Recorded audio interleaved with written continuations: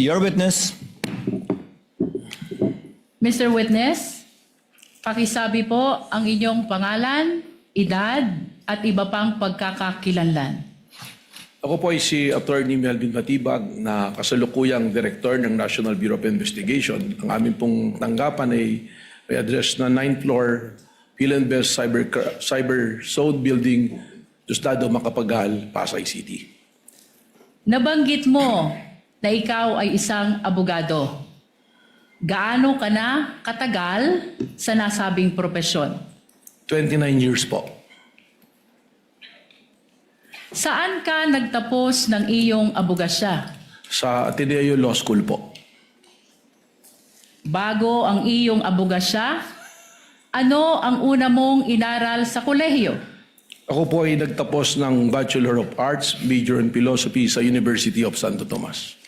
Pagkatapos naman ng abogasya, Mr. Witness, ano ang iyong inaral kung mayroon man?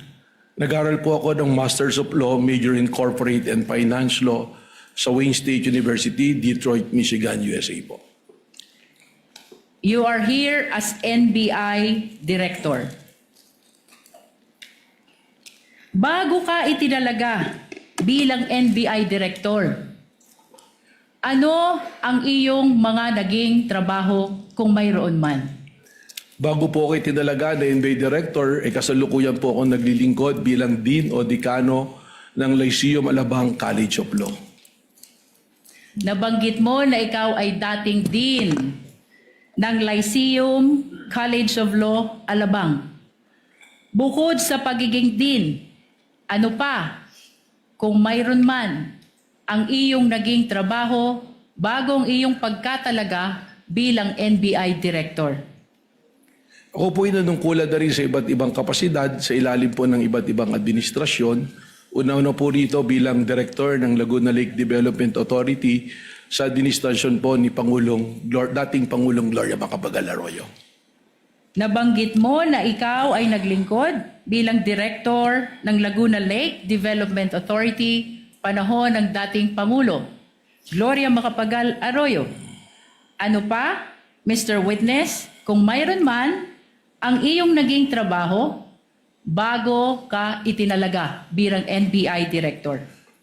Sa administrasyon po din ng dating Pangulong Gloria Macapagal Arroyo, ako rin po ay nanungkulan bilang General Manager ng Manila International Airport Authority at sa administrasyon din po ng dating Pangulong Rodrigo Roa Duterte, ako rin po ay nanungkulan sa iba't ibang kapasidad po. Nabanggit mo na sa ilalim ng administrasyon ni Pangulong Duterte, nanungkulan ka rin sa gobyerno. Ano itong mga posisyon mo sa gobyerno na iyong nabanggit? Objection, Your Honor. Relevance. Your Honor, may I Counsel respond? may answer. Counsel may respond The rather. prosecution, Your Honor, is establishing the competence of the witness, the qualification as an official of the government. We are establishing, Your Honor, that he is loyal to his duty regardless of the principal he is serving. Wind up with your preliminaries, counsel. Witness may answer. Objection overruled. Thank you, Your Honor. Ako po ay nanungkulan bilang Presidente at CEO ng National Transmission Corporation mula po noong January 2017 hanggang Marso 2022 at pagkatapos na ako po ay tinalaga bilang Cabinet Secretary po ng dating Pangulong Rodrigo Roa Duterte. Kaugnay pa rin ng iyong pagiging NBI Director. Kailan ka itinalaga sa nasabing posisyon? Ako po ay nai-appoint noong pong February 20 ng kasalukuyang taon po. Mr. Witness, bilang NBI Director, ano ang iyong mga responsibilidad at kapangyarihan kung iyong nalalaman? Objection, Your Honor. We already stipulated on this matters. No need for the Director. Your Honor? Yeah. Did you stipulate, counsel, as well as with the powers, responsibilities of We're willing to stipulate, Your Honor, as what The the law Director? provides. Your Honor, regardless of the position of the defense to stipulate on the fact pertaining to the powers and responsibilities of the NBI Director, it is the position of the prosecution that since this is a constitutional process, mahalaga po na marinig ng ating mga iginagalang na senator judges, ganun din ng mga kababayang nanonood kung ano talaga ang responsibilidad at kapangyarihan ng isang NBI director. Understood, counsel, but it has been stipulated already by counsel for the respondent. So kindly go straight to the matter at the soonest possible time. You're on a short leash with respect to the preliminaries on the qualifications of the witness. Kindly proceed, ma'am. Mr. Witness, ano ang iyong mga kapangyarihan at responsibilidad kung iyong nalalaman? Ang kasama po rito sa aking mga responsibilidad, ang unang-una na po, we are the primary investigating authority ng ating pong bansa. Kung kaya po, ito po ay aming mandato na mag-imbestiga sa anumang usapin o mga maaring krimen na pumapasok sa amin. At kasama rin po rito ang pagbabalangkas ng mga polisiya at pagbubuo po ng mga units or division kung kinakailangan at ang pagmamanage din po administratively po ng aming opisina. Sa mga kapangyarihan at responsibilidad na iyong binanggit, ano ang araw-araw mong ginagampanan kung mayroon man at kung iyong nalalaman?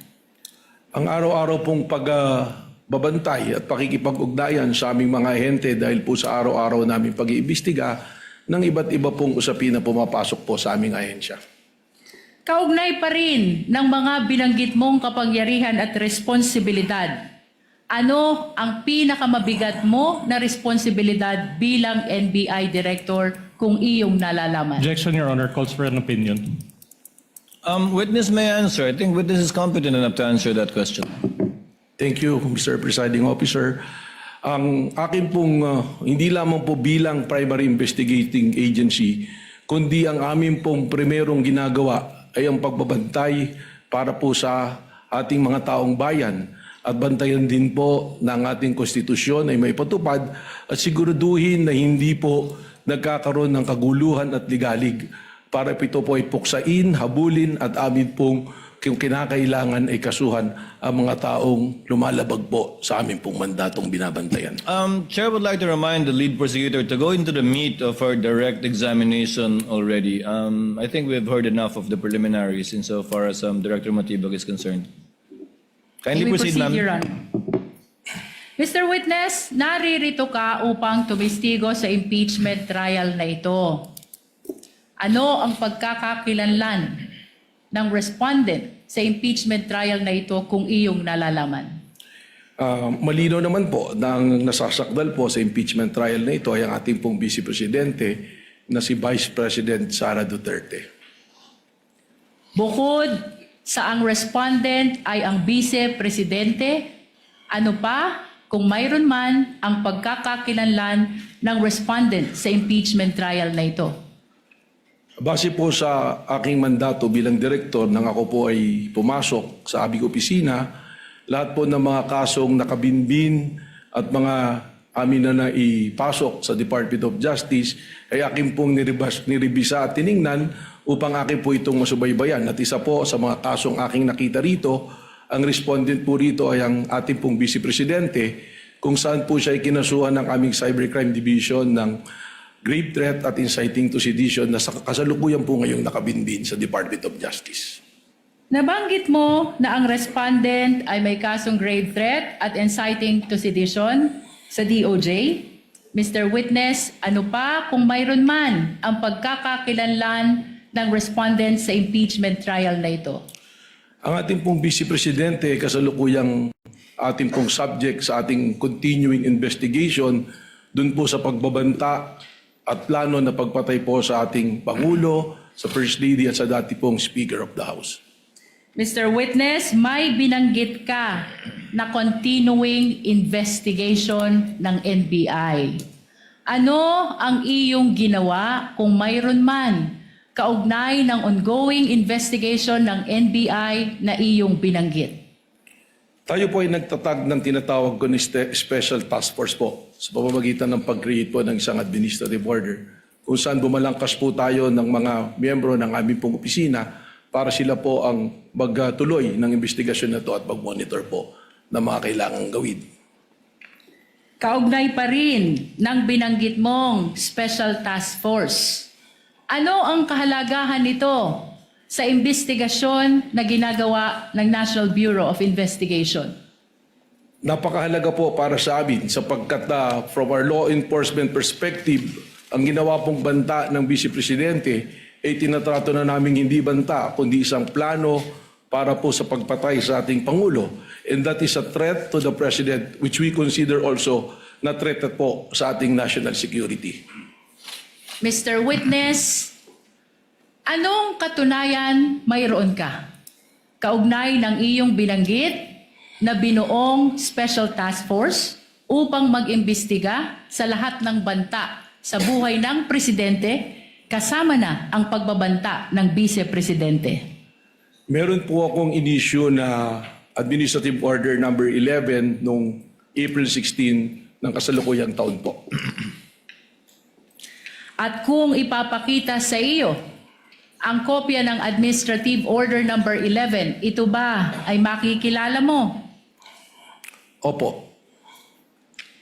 Your Honor, may we request that AO number 11, previously marked as Exhibit P429, be flashed. We likewise request, Your Honor, that Attorney Kyle Kapunan, Assisting Counsel, be allowed to approach the witness for confirmation of the document. Assisting counsel for the prosecution may approach, and likewise, assisting counsel for the respondent may approach to confirm and validate the document being shown to the witness. Likewise, the tech, through the clerk of court, is instructed to kindly flash in the screens the document being referred to by the lead prosecutor, the Honorable Luis Tro. Kindly zoom it in, please. Mr. Thank you. Witness, Your Honor, can we be Attorney given time Binloan to is recognized. Your Honor, we manifest for the record, Your Honor, that the document is a photocopy. So noted.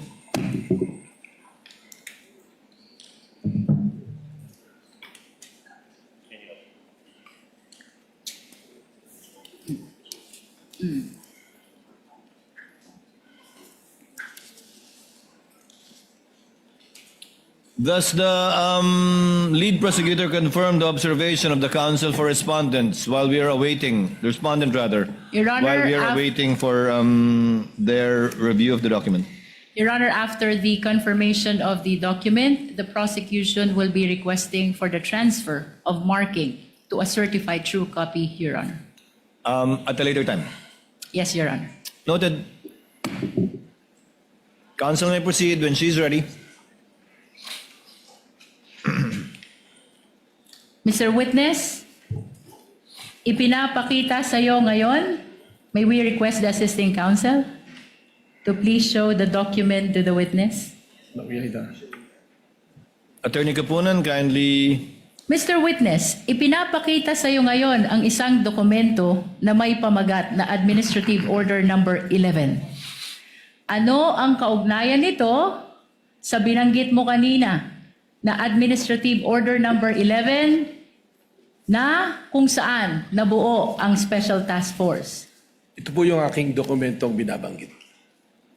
Sa pangalawang pahina ng Administrative Order number 11, makikita ang isang lagda sa taas ng pangalang Attorney Melvin Matibag. Kaninong lagda ito, Mr. Witness? Sa akin po.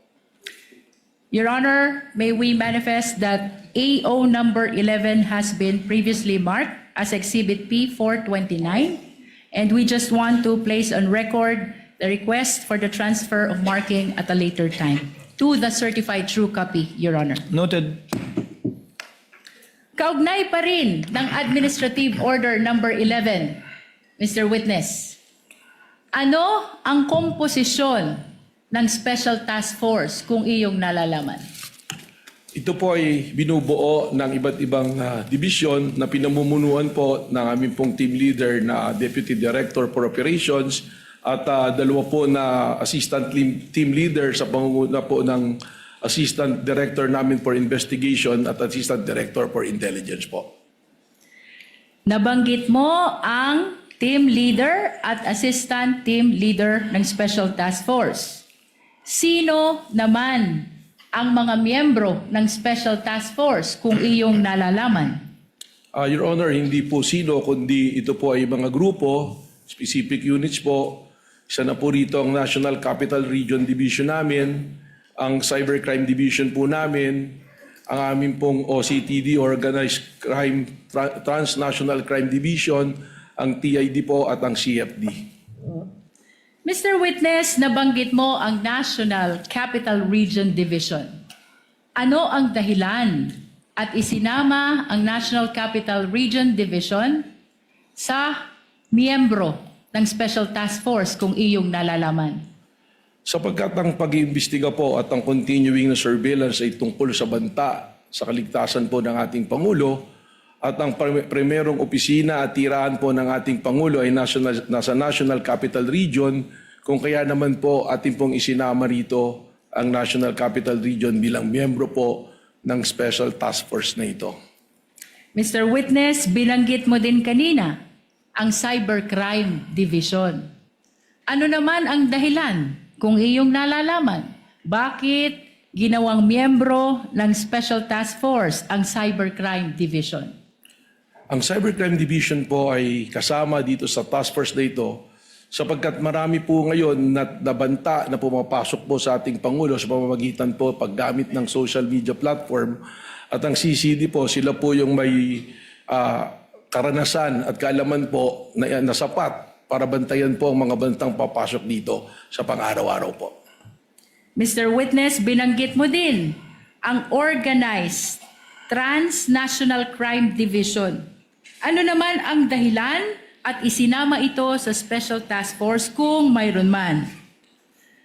Hindi naman po lingid sa atin na ang ating Pangulo ay may mga pagkakataon na lumalabas ng ating bansa at nagbabiyahe na kung saan ay ating pa rin pong tungkulin na bantayan ang kanyang seguridad kahit siya ay nasa labas sa ating bansa.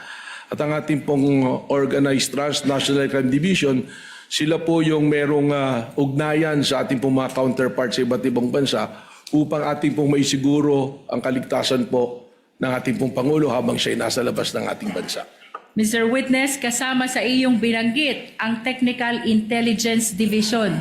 Ano naman ang dahilan at kasama ito sa miyembro ng STF kung mayroon man? Napaka-importante po ng role ng TID, ng Technical Intelligence Division, sapagkat ang mga banta po na katulad ng pumapasok po sa ating Pangulo ay nangangailangan po ng masusi at malawak na intelligence network. At ang TID po natin, sila po ang may karapatan dito at nagpuproseso ng mga ganito pong gawain. Bilang huli, Mr. Witness, binanggit mo din ang Digital Forensic Laboratory Division. Ano naman ang dahilan at isinama ito sa miyembro ng Special Task Force? Importante po ang kanilang role dito sa task force na ito sapagkat lahat po ng mga ebidensya na ating makakalap, lalong-lalo na nakailangan pong idaan sa forensics o pagsusuri na technical, sila po ang dibisyon na maaari pong gumawa ng pagsusuri na ito. Maraming salamat sa iyong paglilinaw kaugnay ng komposisyon ng Special Task Force.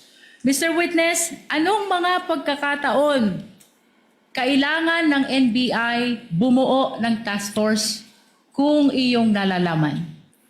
Ang pagbuo ng task force ay yung mga immediate po na pangangailangan na ating tugunan.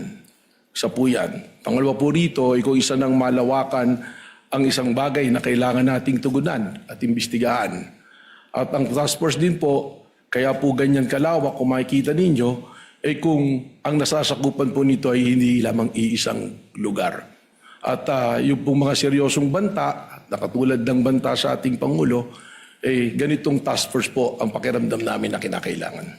Mr. Witness, balikan ko ang Special Task Force na iyong binuo. Kanina, ibinahagi mo ang komposisyon nito. Ano ang iyong partisipasyon bilang NBI Director kung meron man sa investigasyon ng Special Task Force? Nakasad po dyan sa administrative order na yan na ang patuloy na pakikipag-ugnayan po sa Office ng Director patuloy na pag-uulat kung ano man po ang kanilang nakikita o namomonitor, at lalong-lalo na po kung may specific po na kailangan kaagad matugunan, dapat pong ipaalam sa opisina po ng Office ng Director. Balikan natin ang Special Task Force na binuo sa ilalim ng AO number 11, Mr. Witness. Ano ang nagtulak sa'yo, kung mayroon man, upang buuin ang Special Task Force na ito? Ang akin na po nabanggit, ang malinaw na banta at planong pagpatay po sa ating Pangulo na para sa amin po sa law enforcement, ito ay nag-transcend na sa banta po sa ating national security. Sapagkat anuman pong banta sa ating Pangulo ay banta sa seguridad ng ating bansa. Sapagkat ito'y magdudulot ng kaguluhan, ng ligalig at destabilisasyon po sa ating pong gobyerno at sa ating pong bansa. Nabanggit mo na ang banta sa buhay ng Pangulo ay banta na rin sa national security. Ano pa, Mr. Witness, kung mayroon man, ang nagtulak sa'yo upang buuin ang Special Task Force na ito? May mga pangyayari po na atin pong nasaksihan na nagpatunay na ang banta ay seryoso.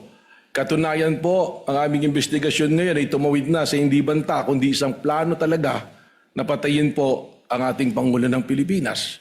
Sapagkat doon po sa ating mga inobserbahan na tinatawag dating open source intel, manilaw po roon na ang ating Vice Presidente sinabi mismo na siya ay kumausap na ng papatay at pumayag yung papatay na yan sa ating Pangulo ng Pilipinas.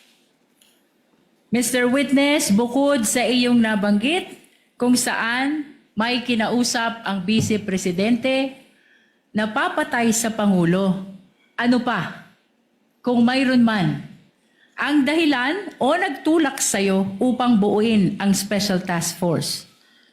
Kung makikita po ninyo doon sa whereas clauses ng Administrative Order 11, ang nag-isa pong nagpatibay rito ay yung aming napanood na live broadcast po ng isang rally na tinatawag na Rage Coalition. If I remember it correctly, it's April 12 na nagsasalita ang mayor ng Davao City na si Mayor Sebastian Basti Duterte na sinabi niya na isang ulo lang naman ang kailangan namin at yan ay ang ulo ni Bongbong Marcos. Yan po ay aming isinama sa aming factor upang buuin po itong ating Administrative Order number 11. May nabanggit ka na Rage Coalition Rally noong April 12, 2026. Ano itong insidenteng ito, Mr. Objection, Witness? Your Honor, relevance. We ask for the relevance, Your Honor. Part of the witness's narration, counsel, you're on a short leash again, kindly connected to this case.